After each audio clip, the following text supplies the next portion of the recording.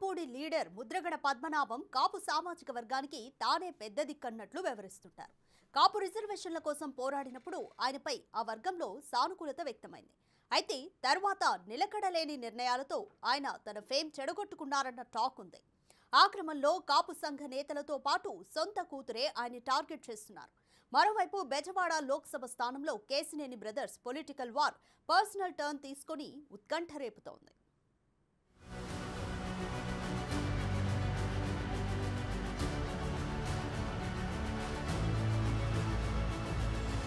ప్రత్యక్ష రాజకీయాలకు 10 ఏళ్ల క్రితమే దూరమైన మాజీ మంత్రి ముద్రగడ పద్మనాభం ఎప్పుడూ ఏదో ఒక వివాదంతో ఫోకస్ అవుతూనే ఉంటారు.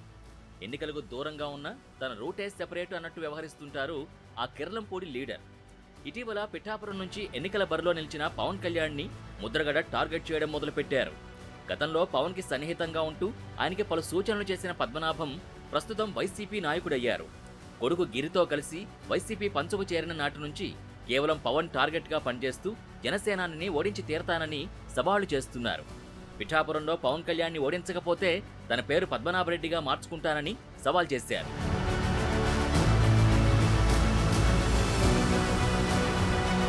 ముద్రగడ సవాల్పై జన సైనికులతో పాటు కాపు సామాజిక వర్గ నేతలు ఫైర్ అవుతున్నారు. రాష్ట్రంలో కాపులంతా ఆయన చేతిలో ఉన్నట్టు మాట్లాడడం సరికాదని చురకలంటిస్తున్నారు. ఇదే ఇష్యూపై ఆయన సొంత కూతురు క్రాంతి కూడా తప్పుపట్టారు. కేవలం పవన్ని తిట్టించేందుకే సీఎం జగన్ తన తండ్రిని వాడుకుంటున్నారని విమర్శించారు. ఎన్నికల తర్వాత తన తండ్రిని జగన్ పక్కన పెట్టేస్తారని వ్యాఖ్యానించారు. పవన్ విజయాన్ని ఎవరూ ఆపలేరన్న క్రాంతి జనసేనాని గెలుపు కోసం తాను కృషి చేస్తానని ప్రకటించారు.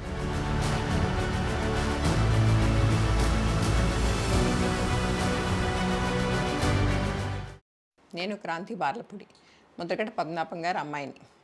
పిఠాపురంలో పవన్ కళ్యాణ్ గారిని ఓడించడానికి వైసీపీ నాయకులు ఎన్ని చేయాలో అని చేస్తున్నారు. ముఖ్యంగా నిన్న మా నాన్నగారు ఒక బాధాకరమైన ఛాలెంజ్ చేశారు. పవన్ కళ్యాణ్ గారిని ఓడించి పిఠాపురం నుండి తరిమేయకపోతే ఆయన పేరు ముద్రగడ పద్మనాభం రెడ్డిగా మార్చుకుంటారట. ఈ కాన్సెప్ట్ ఏంటో నాకు అసలు అర్థం కాలేదు. ఆయన ప్రకటన ముద్రగడ అభిమానులకు సైతం నచ్చలేదు. వంగా గీత గారిని గెలిపించడానికి కష్టపడవచ్చు, కానీ పవన్ కళ్యాణ్ గారిని మరియు ఆయన అభిమానుల్ని కించపరిచేలా కామెంట్స్ ఉండకూడదు. మా నాన్నగారిని కేవలం పవన్ కళ్యాణ్ గారిని తిట్టడం కోసమే జగన్మోహన్ రెడ్డి గారు వాడుతున్నారు. ఈ ఎన్నికల తర్వాత ఆయనను ఎటు కాకుండా వదిలేయడం పక్కా. ఈ విషయంలో నేను మా నాన్నగారిని పూర్తిగా వ్యతిరేకిస్తున్నాను. నేను పవన్ కళ్యాణ్ గారి గెలుపు కోసం నా వంతు కృషి నేను చేస్తాను. ఊహించని విధంగా కుమార్తె నుంచి స్పందన రావడంతో ముద్రగడ పద్మనాభం ఆమె స్టేట్మెంట్పై గుస్సా అయ్యారు.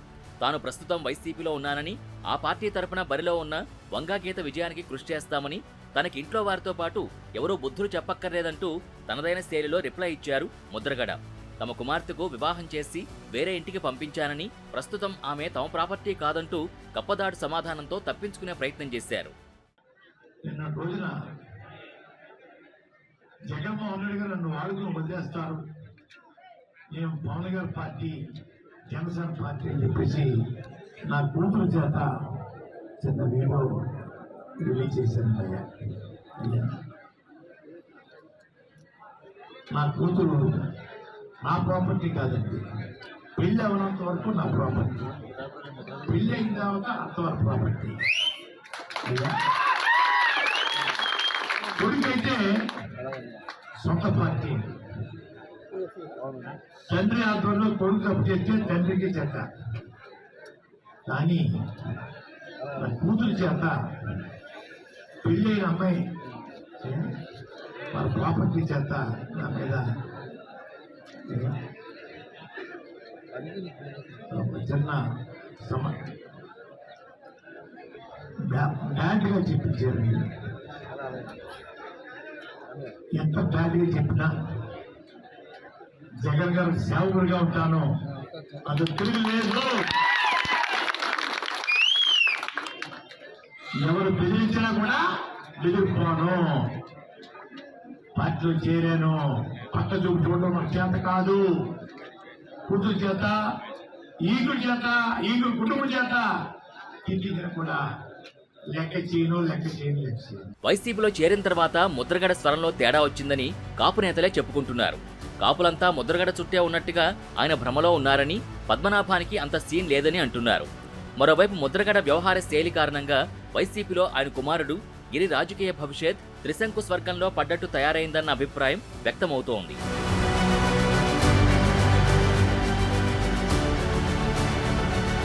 అదలా ఉంటే విజయవాడ ఎంపీ బరిలో నువ్వా నేనా అంటున్నారు కేశినేని సోదరులు. టీడీపీ నుంచి 2 సార్లు ఎంపీగా గెలిచిన కేశినేని నాని గత ఎన్నికల్లో టీడీపీ అధికారానికి దూరమవడంతో వాయిస్ మార్చారు. విజయవాడ టీడీపీ నేతలనే టార్గెట్ చేస్తూ వైసీపీ అధ్యక్షుడు జగన్పై పొగడ్తలు కురిపిస్తూ వచ్చారు. టీడీపీలో ఆయన తమ్ముడు కేశినేని చిన్నీకి ప్రాధాన్యత పెరగడం, తనకీసారి టికెట్ లేదని కన్ఫర్మ్ అవడంతో జగన్ సమక్షంలో వైసీపీలో చేరి ఆ పార్టీ అభ్యర్థిగా ఎన్నికల బరిలో దిగారు.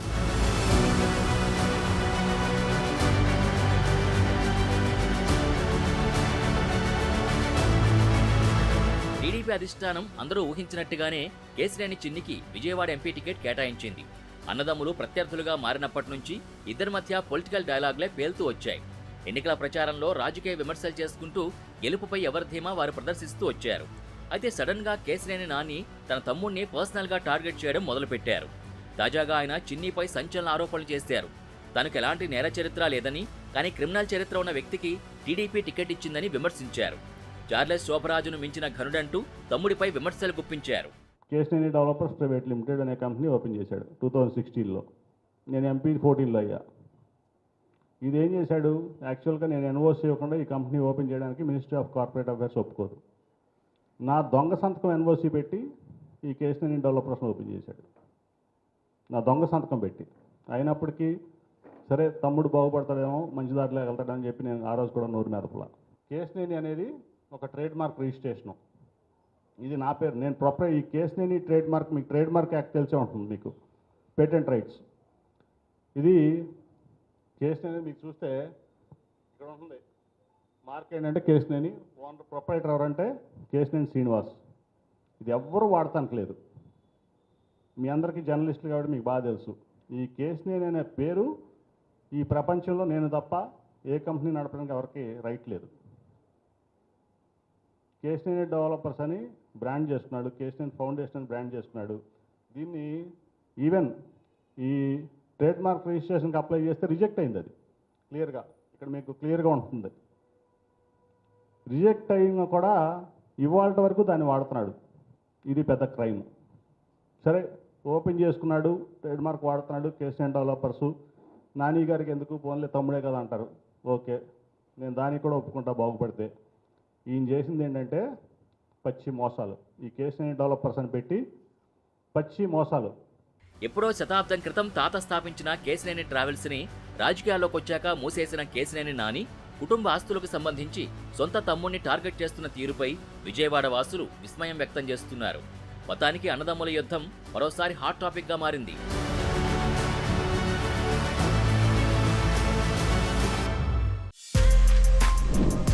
For more videos like this, subscribe Big TV channel.